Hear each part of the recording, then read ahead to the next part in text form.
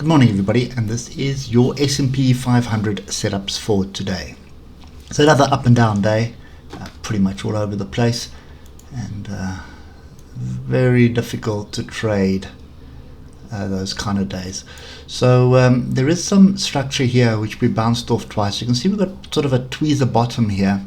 Oscillators have also separated on the 8 hour, which is interesting because there seems to be more bearish pressure, but there are buyers coming in roughly around 47.50.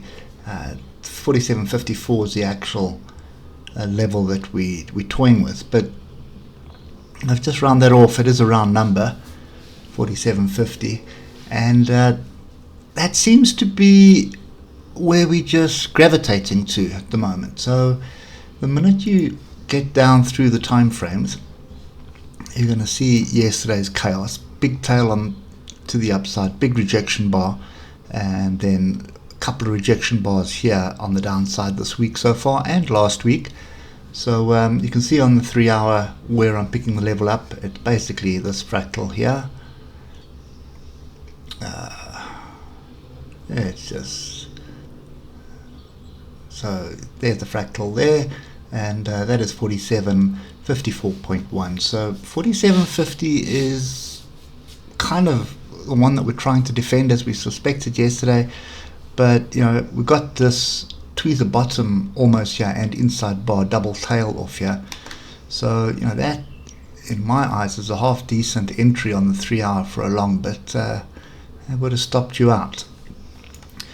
So it's complete chaos. Everybody's still confused as to what the Feds are going to do and how they're going to do it, and are they going to drop interest rates, and when will they drop interest rates, and that's basically what we're getting to at the moment. Now, as we drop down the hour, don't forget to hit that like button for us, share, chat, you know, any interaction on the channel will be greatly appreciated. Now, big down, big up, big down, big up, big down this morning already. So this is really not something that we should even be bothering to try and trade. And you know, the problem with this is, especially when you're earning a, you know, you get days like this where it's more frustrating than actually revenue generating.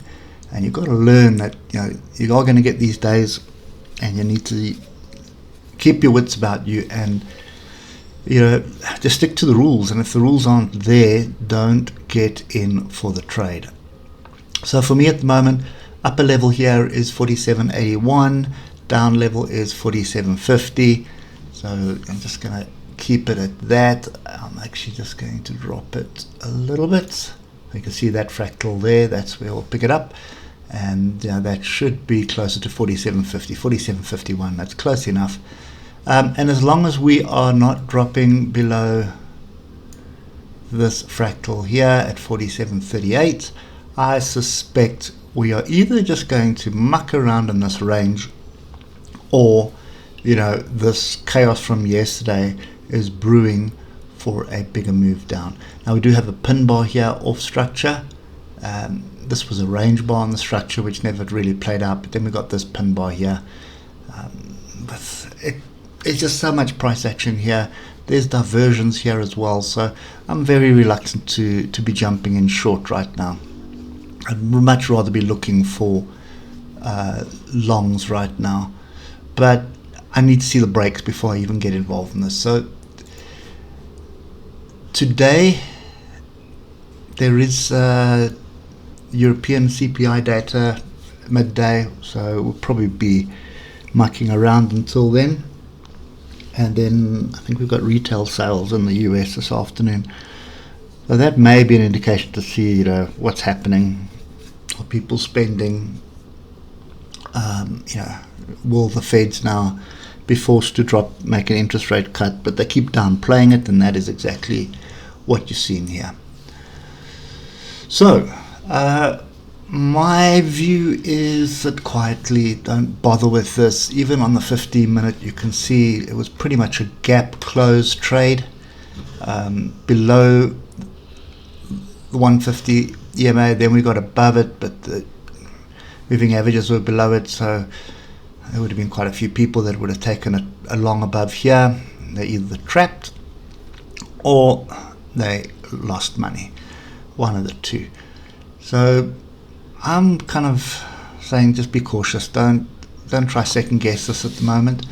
We have a close up here at 40, where was that? Yeah, that's right, so that's 47.66 was our close, and we opened the morning yesterday at 47.76, so not much movement from where we opened to where we closed.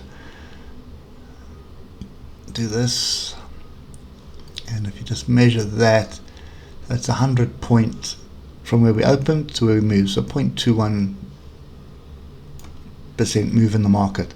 Now that's not really significant. There's nothing really there that indicates we have structure to the upside or structure to the downside. So unfortunately, I think I'm just going to sit back and wait on this one. Forex is looking interesting. They have dropped. Well, I'm sorry, the dollar has strengthened significantly. So that might be a cue, but I'm not entirely sure whether that is going to impact us at all. So as far as I'm concerned, this chaos that we have for the last 2 weeks basically is continuing. I don't see any indication of it stopping. I'll probably just continue sideways, and this area above 47.81 is not an area to be long. You know, if you are taking longs, you want to be take them off levels to the downside, and then get out at the top of this range, because that is very clear that is something we need to pay attention to.